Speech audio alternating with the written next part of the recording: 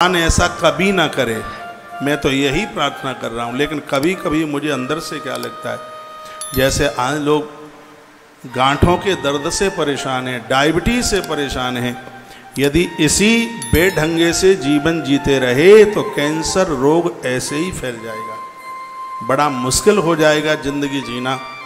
माताएं कौन सी तम्बाकू खाती हैं, माताएं कौन सी शराब पीती हैं, देखा जा रहा है कि माताओं के मध्य में भी बहुत ज़्यादा ये रोग पनप रहा है। ऐसे सावधान रहिए, बिना हल्दी की सब्जी मत खाइए, मेरी प्रार्थना है आपसे। हल्दी सब्जी में हल्दी डलनी ही चाहिए, दूध हल्दी वाला पीजिए। हार्ट की बीमारी से बचने के लिए आपकी रसोई में दालचीनी होनी ही चाहिए। कैंसर और हृदय संबंधी बीमारियों से बचने के लिए मेरी 4 बातें मान लो, प्रार्थना है। मैं एक बार फिर कहूँगा, मैं आपसे स्नेह करता हूँ इसलिए मैं हाथ जोड़ रहा हूँ, नहीं तो मेरी क्या अटकी पड़ी है। रिफाइंड को बैन आज से ही लगा दो, ये कैंसर और हृदय की बीमारियों को बढ़ा रहा है। रिफाइंड इसके ऊपर बैन लगा दो, ये घर में घुस ना पाए।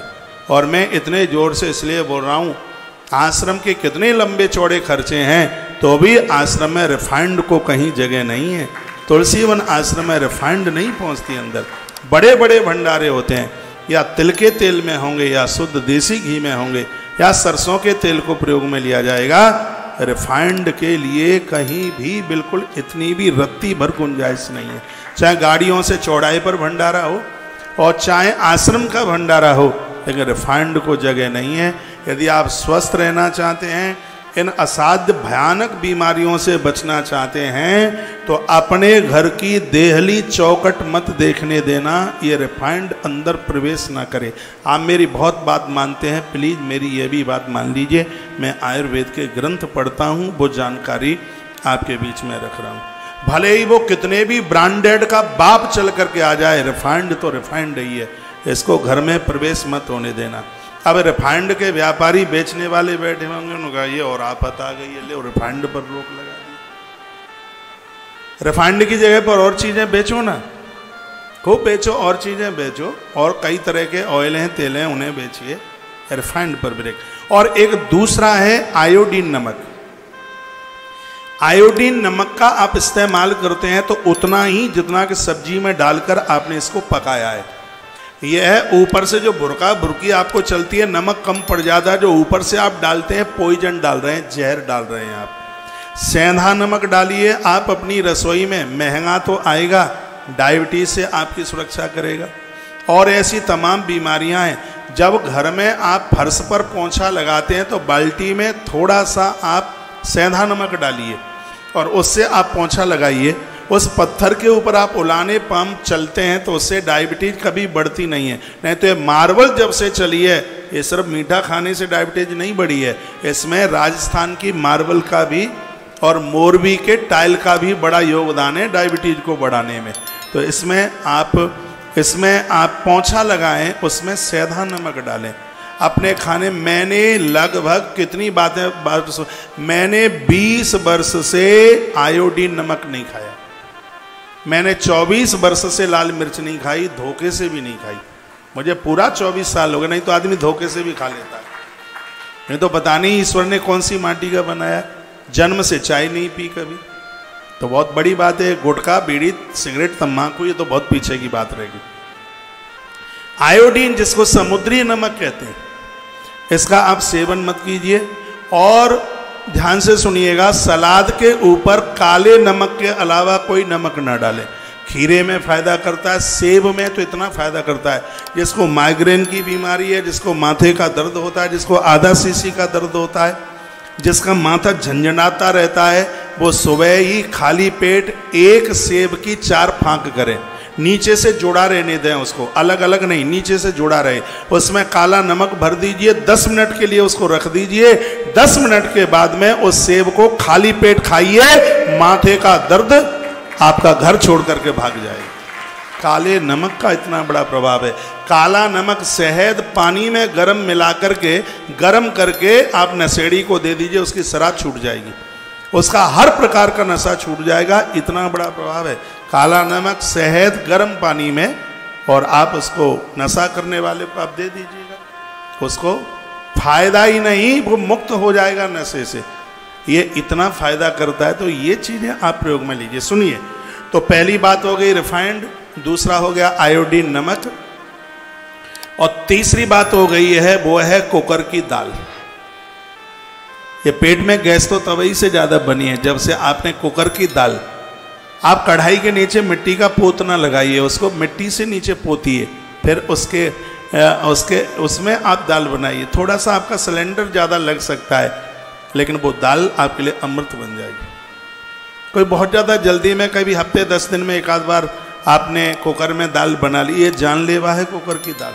कुकर फटता है तो जान लेता है, कुकर की दाल भी ऐसे ही जान लेती है। तुलसीवन आश्रम में कुकर में दाल नहीं बनाई जाती। मैं व्यासपीठ से वही बोलता हूं जिसका हम परहेज करते हैं, उसको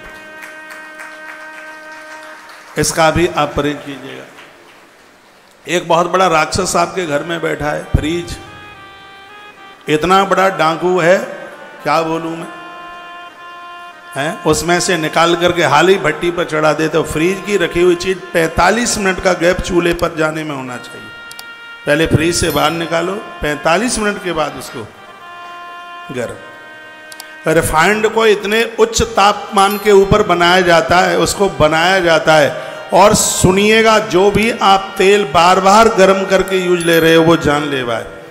एक डडेला तेल होता है, ये बड़ी बड़ी कंपनियां हैं जो रिफाइंड यूज करती हैं। सुनिए, रिफाइंड एक बार यूज करके वो रिफाइंड को बाजार में बेच देती हैं। चौराहे पर जो भल्ले बन रहे हैं, टिकियाएं बन रही हैं, ये वही रिफाइंड का जिसको डडेला बोलते हैं, जला हुआ। आपने कहीं रिफाइंड यूज भी किए, कोई तेल आप यूज करते हैं उतना ही कढ़ाई में डालिए कि उसको दोबारा आपको यूज प्रयोग में ना करना पड़े। इसलिए चौराहे पर खड़े होकर के, कल मैं कहाँ जा रहा था, परसों की बात है, वहाँ जा रहा था गौशाला। देखा कि सुबह ही सुबह चटोरी जीव ना धोए ना नहाए, वो चल रही थी पूड़ियाँ चौराहे पर। अब आंखों में पट्टी तो बंधी नहीं है, सब देखते ही जाते हैं। तो ऐसी लाइन, एक ठेली वाले के पास तो ऐसी लंबी लाइन लगी थी, वो कचौड़ी की लाइन लगी हुई होगी। गाड़ी मेरी बगल से खड़ी हुई, मैंने निगाह हल्की सी डाली, मुझे लगा कि डडेला के अलावा उसमें कुछ भी नहीं था कढ़ाई में। तो ऐसी चीज़ों से बचिए, अपने स्वास्थ्य का ध्यान रखिए। तो जो चीज़ें आप, ठंडा पानी बहुत ज़्यादा आप पीते हैं, ये आपकी बॉडी के लिए बहुत ज़्यादा हार्मफुल, बहुत ज़्यादा हानिकारक है।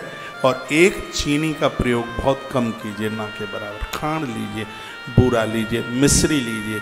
यदि आप चीनी भी लेते हैं तो उसकी मात्रा बहुत कम कीजिए। इसको बनाने का ढंग ठीक नहीं, इसमें केमिकल बहुत डाले जाते हैं जो हमारी और तुम्हारी आंतों को बिल्कुल पनियाँ ढार करके रख दे, गला करके रख दे।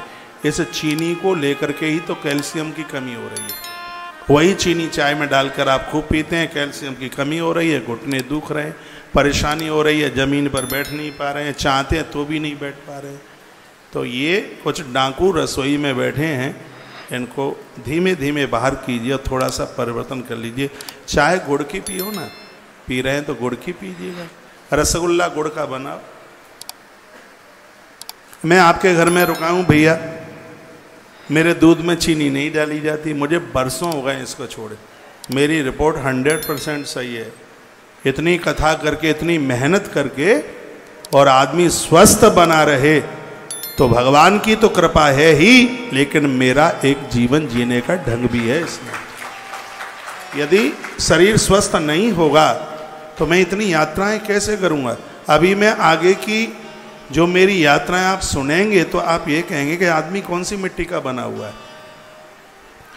अभी तो बल्ला पकड़ा है, पारी तो पूरी बकाया है, अभी पूरा खेल बकाया, अभी तो शुरुआत।